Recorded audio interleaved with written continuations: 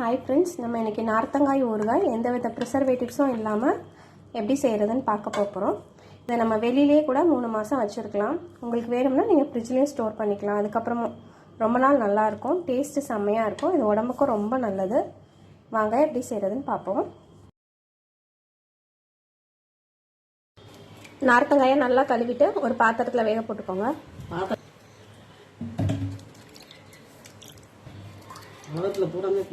நார்த்தங்காய் வேகிறதுக்கு தேவையான அளவு தண்ணி ஊற்றிக்கலாம். நான் இன்னைக்கு 3 கிலோ நார்த்தங்காய் எடுத்திருக்கோம். அதுக்கு 1/2 லிட்டர் தண்ணி போதும்.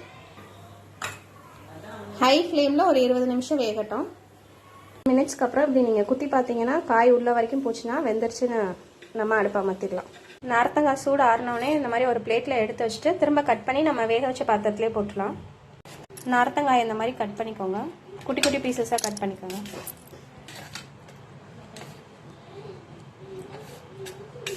கட் பண்ண நார்த்தங்காயெல்லாம் நம்ம அந்த பானையில் சேர்த்துக்கலாம்.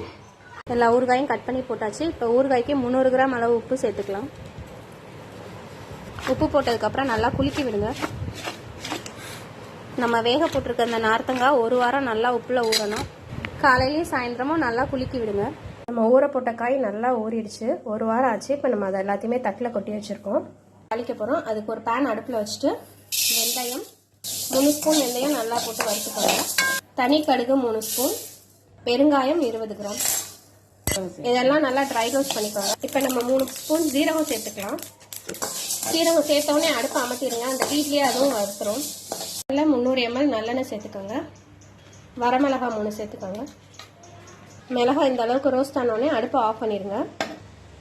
அடுப்பை ஆஃப் பண்ணதுக்கப்புறம் 100 கிராம் தனி மிளகாய் தூள் நம்ம வீட்டில் அரைச்சது, நம்ம ட்ரை ரோஸ்ட் பண்ணதை பவுடர் பண்ணியிருக்கோம், அந்த பவுடரையும் கொட்டிக்கலாம். எல்லாத்தையும் சேர்த்து நல்லா கலரி விட்டுருங்க. நல்லா கலர்னதுக்கப்புறம் நம்ம ஊற வச்சுருந்தா நார்த்தங்காயை சேர்த்துக்கலாம். இப்போ அடுப்பை ஆன் பண்ணிக்கோங்க. நல்லா கலரி விடுங்க. இது நல்லா எண்ணெய் பிரிகிற அளவுக்கு ஊறுகாய் வேகட்டும். நம்ம ஊறுகாய் 1 வாரம் ஊற வச்சு தான் தாளிக்கணும்னு இல்லை, வேக வச்ச உடனே கூட நம்ம தாளிக்கலாம். அது நல்லா ஊற ஊற அந்த கசப்பு டேஸ்ட்டு மாறிடும். ஊறுகாய் தாளித்தோடனே லேசாக கசக்கிற மாதிரி இருக்கும். அது ஒரு வாரம் அந்த மசாலா எண்ணெயில் ஊறுறப்ப நல்ல டேஸ்ட் வந்துடும். இந்த அளவுக்கு ஊறுகாயிலிருந்து எண்ணெய் பிரிஞ்சு வந்ததுக்கப்புறம் நம்ம அடுப்பை அமர்த்திடலாம். நம்மளோட சுவையான நார்த்தங்காய் ஊறுகாய் ரெடி ஆயிடுச்சு.